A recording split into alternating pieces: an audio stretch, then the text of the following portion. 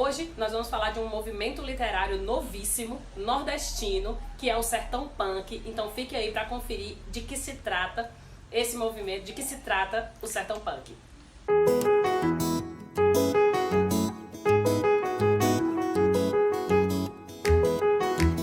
Olá, eu sou Kênia Diógenes.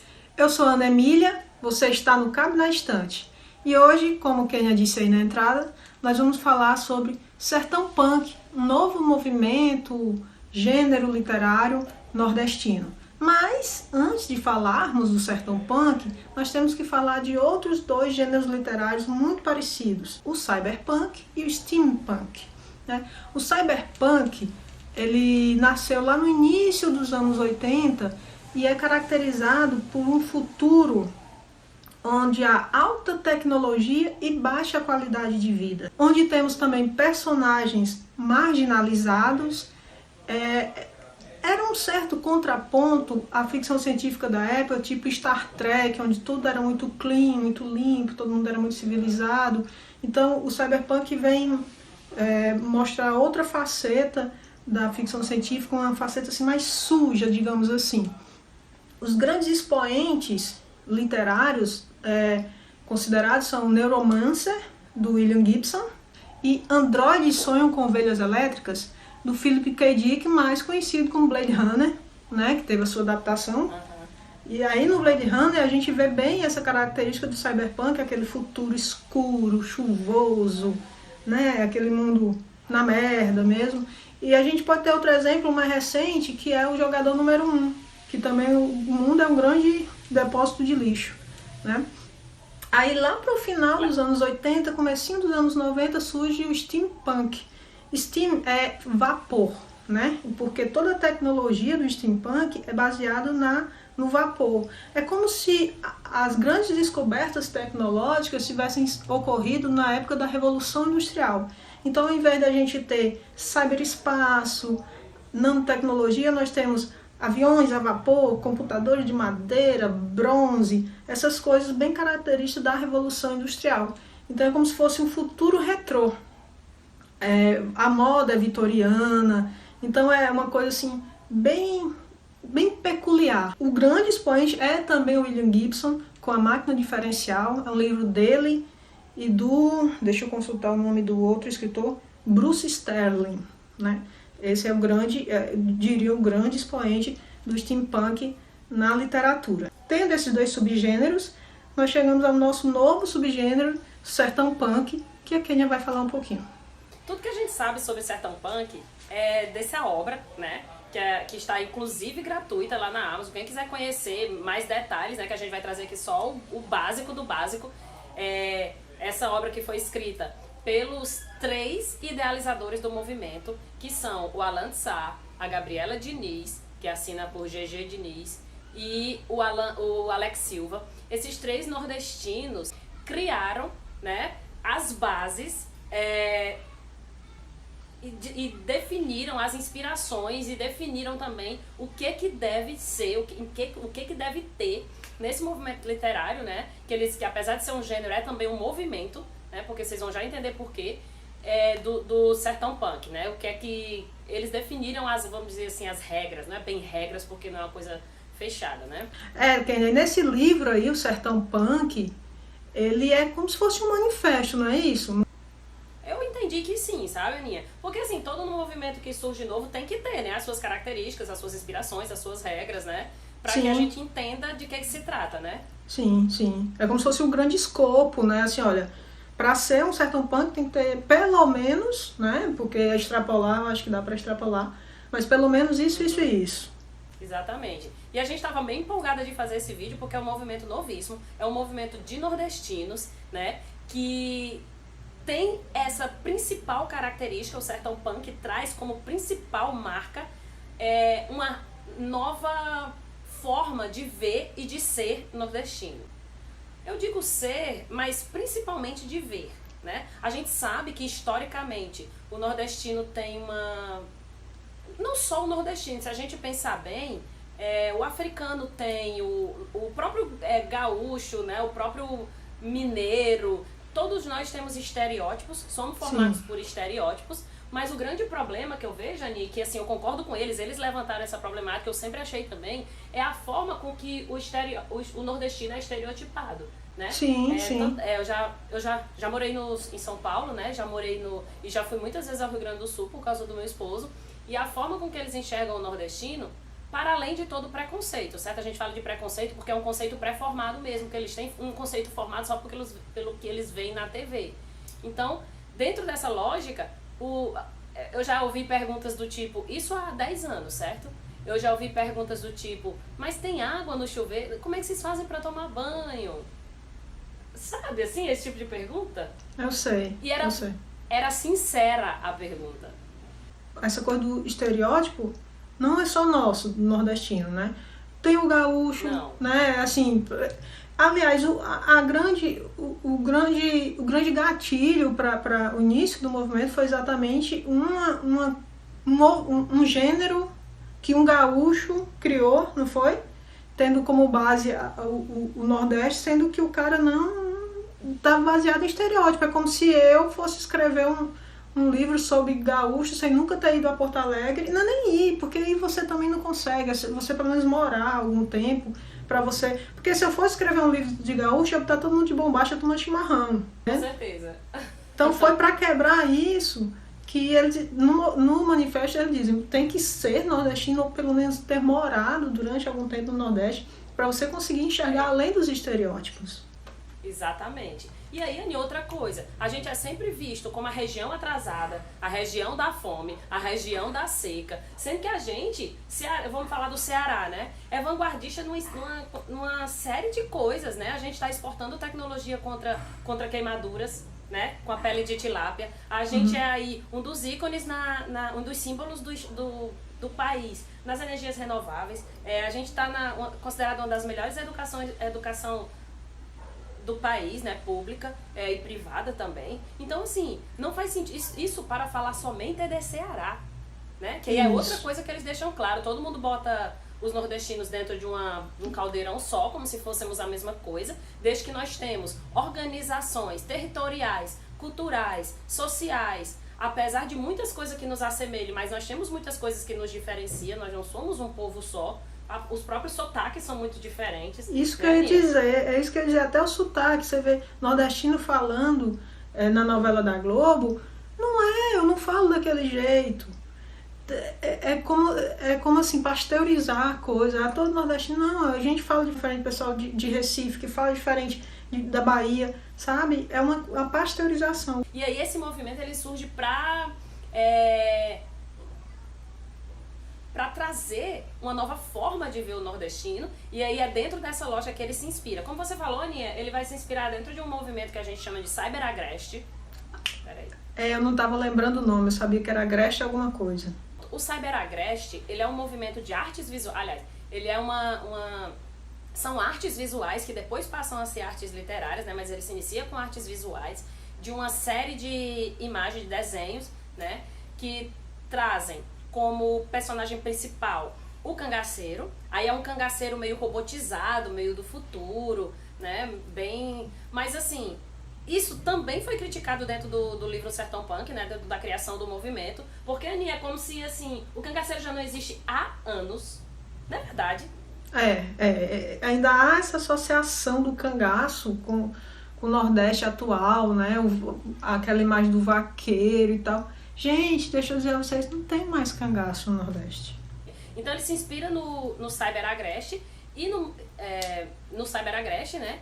Mas, assim, deixando bem claro que esse cangaceiro fez parte da nossa história, nós não vamos negar. Ainda há discussão e debates até hoje se o cangaço é banditismo ou é heroísmo, né? Sim. Mas que fique claro que o banditismo, esse sim existe, sob nova roupagem, sobre novas organizações prisionais. Nós temos, né, apesar de todas aquelas coisas boas que eu falei lá no início, o Ceará, por exemplo, entre outros estados nordestinos, estão com altos índices de criminalidade. Ceará, Rio Grande do Norte, configuram também entre os estados com mais índices de criminalidade em vários aspectos, né? Então nós temos o banditismo ainda, mas não aquele cangaço, aquele cangaceiro, aquele que que se revoltou com as injustiças e foi lá pegar em armas e saqueou, não é mais assim, isso já ficou no nosso passado, a gente não vai renegar, mas também não vai ser pro resto da vida o ponto de inspiração das nossas histórias e das nossas vivências, porque já nem é pra nós mesmas, né? Pronto, então assim, os três, né, dialogando e conversando, e quando decidiram fechar, né, sobre o que deveria ter no movimento Sertão Punk, eles disseram que algumas características precisam estar presentes. A primeira delas é o avanço tecnológico e ecológico, precisa estar presente para tirar da noção, da nossa própria noção de nós mesmos, da noção do brasileiro, de que o Nordeste é um atraso. E o avanço ecológico também, né, tendo como base aí as energias renováveis, entre outras possibilidades. O próprio fato da gente conviver muito bem com a seca, né, mostrando que a seca, que tanto se retrata, não tem nada a ver com a questão de falta de água, mas de falta de administração. Historicamente foi assim. A gente tem exemplos maravilhosos de convivência com essa seca, que assola tanto o nosso território, assola mesmo, é uma questão climática, típica do clima, que ele é semi-árido, já, o próprio nome já diz.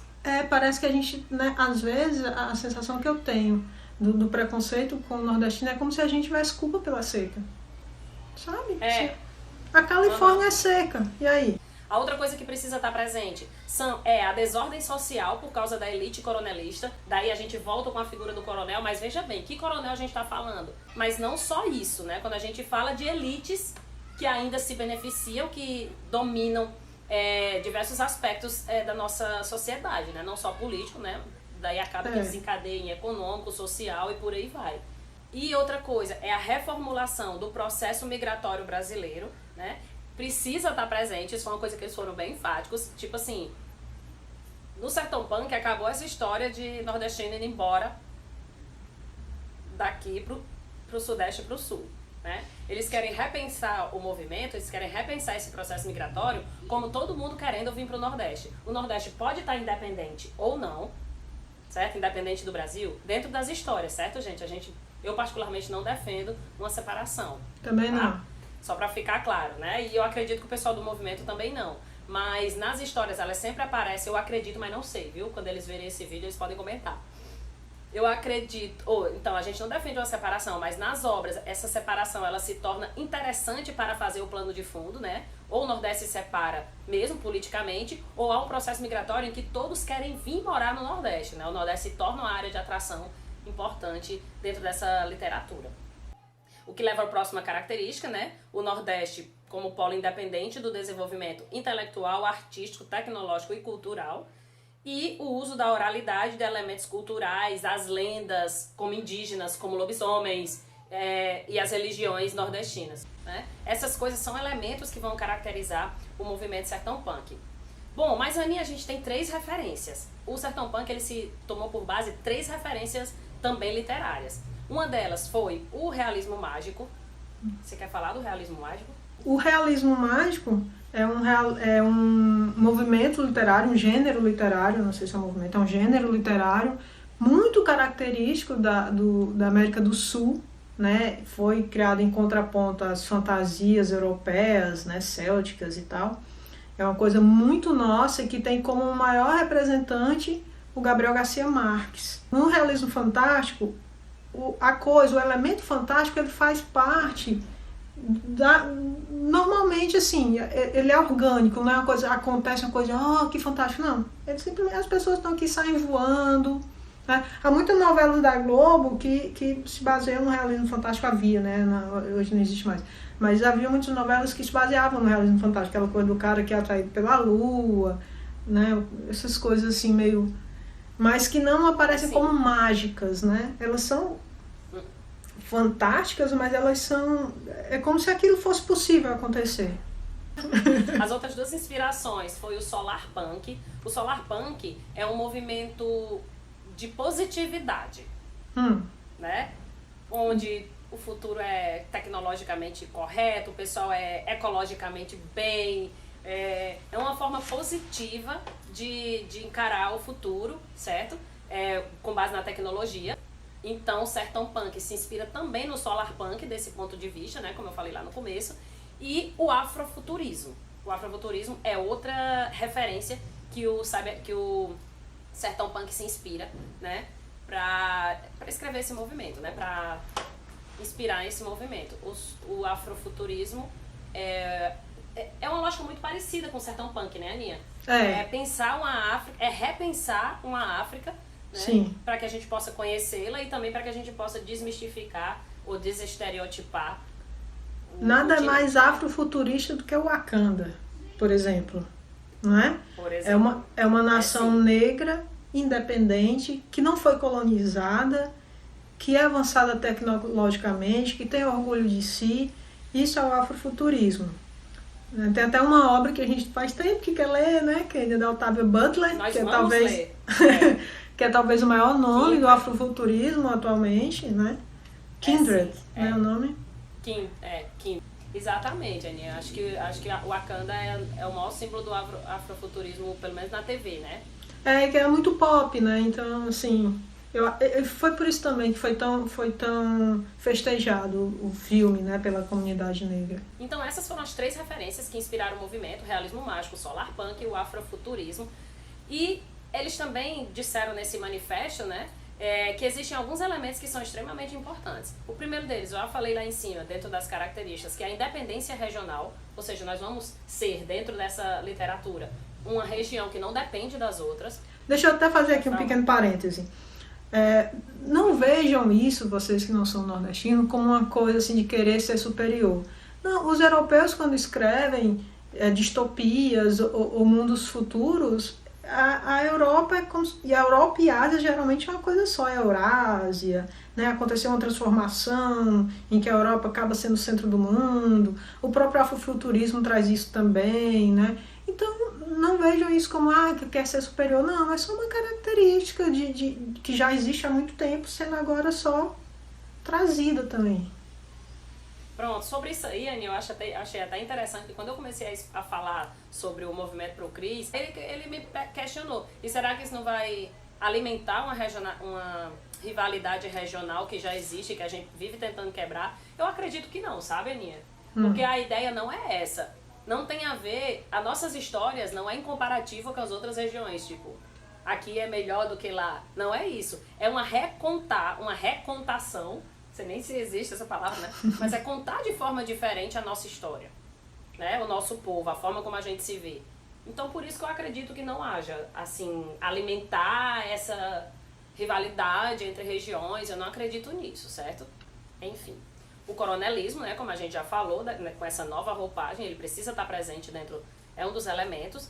E o cangaço versus o banditismo. Que aquele cangaço não pode aparecer? Não é isso, ele pode aparecer, faz parte da nossa história. Né? Mas é que ele não precisa continuar sendo o ponto de partida para tudo que é a história que se fala de banditismo no Nordeste. Nós temos tanto banditismo aí, minha irmã, que a gente pode falar, né, que a gente pode trazer dentro das histórias, que não precisa ser sempre um cangaceiro ou enfim, certo? A Aninha já falou lá no começo, mas tem uma pergunta aqui motivadora que é: fora do Nordeste, sem ser nordestino, pode escrever Sertão Punk? Ela já indicou que pode, né, mas com todo o cuidado de não, de novo, estereotipar o nosso povo, né? E aí eles trouxeram aqui no livro uma expressãozinha, né, do que é o Sertão Punk, né? Eu vou botar aqui o que é.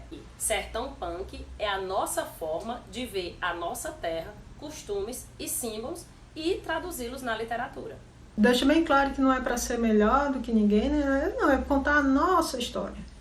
Não é a nossa superioridade, nem, né? Não, a nossa história, recontar, né, projetar um futuro em que a nossa história, em que as nossas vidas sejam diferentes, sejam vistas de forma diferente, sejam imaginadas de forma diferente. Só para vocês terem noção, ó, por exemplo, o José de Alencar, que é cearense, né, ele escreveu um livro que se chama O Gaúcho. Ele nunca pisou no Rio Grande do Sul em vida. Né? Então, assim, vocês imaginam que o livro O Gaúcho, eu não li, né, porque eu não morro de amores pelo José de Alencar. Ele deva ser assim, com tanto estereótipo, eu tenho certeza que o povo do Sul, do Rio Grande do Sul, deve odiar essa obra. Ou então assim, olha como é que eles veem a gente. É que ele escreveu isso há mais de 100 anos, né? Ó, deixa eu dar um exemplo bem recente. Tem uma série nova na Netflix chamada Alguém em Paris. Não lembro o nome da série. E é uma série americana, uma atriz americana que vai para Paris. Os franceses estão odiando, porque é uma chuva de clichê, de baguete debaixo do braço, de boininha, que é o que nós, que não somos franceses, achamos que é a França, né? Então, tá todo mundo do mundo assistindo e achando legal, menos os franceses. Então é assim, às vezes você não pode estar saindo escrevendo sobre coisas que você não conhece, baseado só no que você vê na televisão. Acha. É. Isso. Então, dentro dessa lógica, eu acho assim um movimento de extrema, e o gênero, né, de extrema importância. Eu achei assim o máximo. Pode sair muita coisa bacana, assim como a gente já vinha comentando, né, que pode sair muita coisa ruim, né, como Sim. todo gênero. Tá, né? Porque o talento não é do gênero, é do escritor, né, então... Então, gente, era isso que a gente tinha para falar com vocês sobre o Sertão Punk. Mas lembrando que nesse livro, que eu digo que é um manifesto, eu não sei se é, mas eu digo que é, no final dele tem 2 contos, que depois, gente, em outro vídeo nós vamos comentar sobre esses 2 contos e sobre outros contos que estão também na Amazon, né? Para quem tem o Unlimited, eles estão lá disponíveis. A gente vai fazer outro vídeo para conversar sobre os contos. Não é isso, Kênia? É sim. Tô bem ansiosa, inclusive. Então, vamos dar sigam, tchau? pessoal. Sigam, só sigam as páginas, né, dos 3, Alan Sá, Alex Silva e a GG Diniz.